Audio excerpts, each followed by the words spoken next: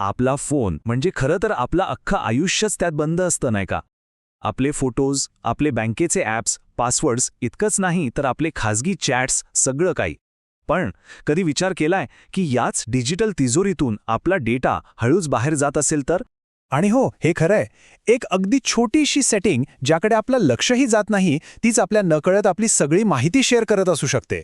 आजच्या या विशेष भागात आपण याच छुप्या धोक्यांबद्दल बोलणार आहोत. चला तर मग याची सविस्तर माहिती घेऊया.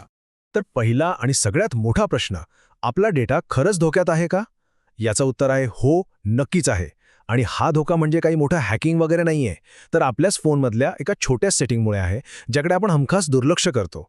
आणि सगळ्यात भयानक गोष्ट काय आहे माहितीये? हे सगळं आपल्या नकळत अगदी शांतपणे घडत असतं.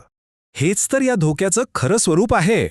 आपल्याला वाटत असतं की आपला फोन एकदम सुरक्षित आहे, पण पडद्यामागे अनेक ॲप्लिकेशन्स आपला डेटा वापरत असतात. म्हणजे हा काही समोरून होणारा हल्ला नाही, तर ही एक सतत चालू असणारी, न दिसणारी गळती आहे. मग हा नेमका छुपा धोका आहे तरी काय?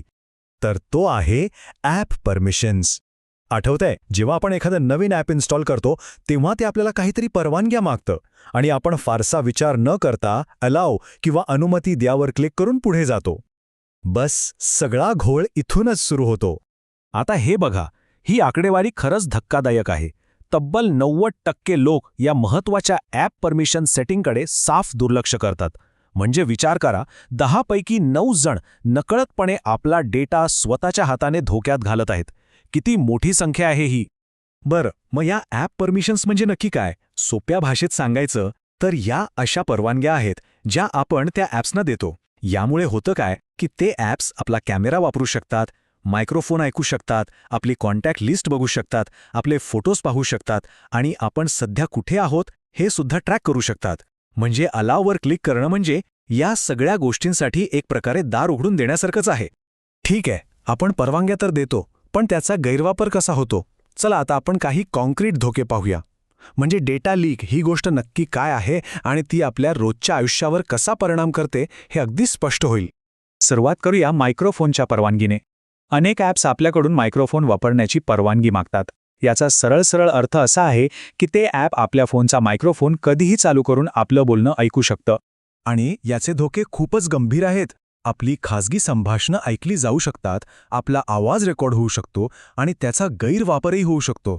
जरा विचार करा, एखाद्या साध्या गेमिंग ॲपला किंवा फोटो एडिटिंग ॲपला आपल्या मायक्रोफोनची काय गरज, नाही का? त्यामुळे ज्या ॲप्सना खरंच गरज नाही त्यांची ही परवानगी बंद करणं खूप महत्त्वाचं आहे. पुढचा मोठा धोका आहे लोकेशन ट्रॅकिंग.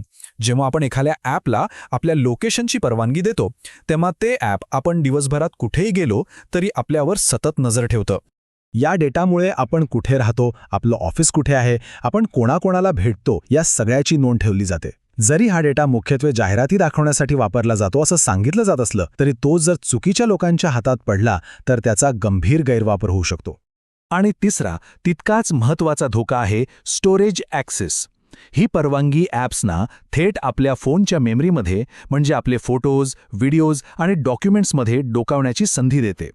याचाच अर्थ आपले फॅमिली फोटोज, खाजगी व्हिडिओज आणि महत्त्वाची कागदपत्र सगळं काही धोक्यात येतं. जर एखाद्या ॲपची सुरक्षा कमकुवत असेल तर हा सगळा संवेदनशील डेटा अगदी सहजपणे लीक होऊ शकतो. ठीक आहे, आपण धोके तर समजून घेतले, पण आता सगळ्यात महत्त्वाचा प्रश्न, यापासून स्वतःचा बचाव कसा करायचा? चांगली बातमी ही आहे की याचं नियंत्रण पूर्णपणे आपल्या हातात आहे. चला, आता आपण समस्येकडून समाधानाकडे जाऊया. हे खूप सोपं आहे खरंच. फक्त या 3 पायऱ्या लक्षात ठेवा. सगळ्यात आधी फोनच्या मुख्य सेटिंग्जमध्ये जायचं.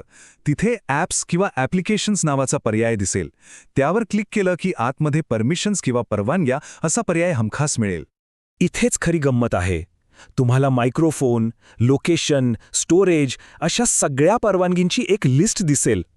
प्रत्येक परवानगीवर एक करून क्लिक करा आणि तपासा की कोणकोणत्या ॲप्सना ती परवानगी दिलेली आहे. आणि मग विचार करा, ह्या ॲपला खरंच याची गरज आहे का? जसं की कॅल्क्युलेटर ॲपला लोकेशनची काहीही गरज नाही. गरज नसेल तर त्याचा ॲक्सेस लगेच बंद करा. याशिवाय आणखी काही गोष्टी आहेत ज्या कायम लक्षात ठेवायला हव्यात. आपल्या फोनमध्ये असं एखादं ॲप आहे का जे आपण ओळखत नाही? असेल तर ते लगेच काढून टाका. आपले सगळे ॲप्स नेहमी अपडेटेड ठेवा. कारण प्रत्येक अपडेटमध्ये सुरक्षेसाठी काहीतरी नवीन सुधारणा केलेल्या असतात. आणि सगळ्यात महत्त्वाचं, कुठल्याही अनोळखी लिंकवरून किंवा वेबसाईटवरून ॲप इन्स्टॉल करण्याची चूक कधीही करू नका. तर मग या सगळ्या माहितीचा निष्कर्ष काय?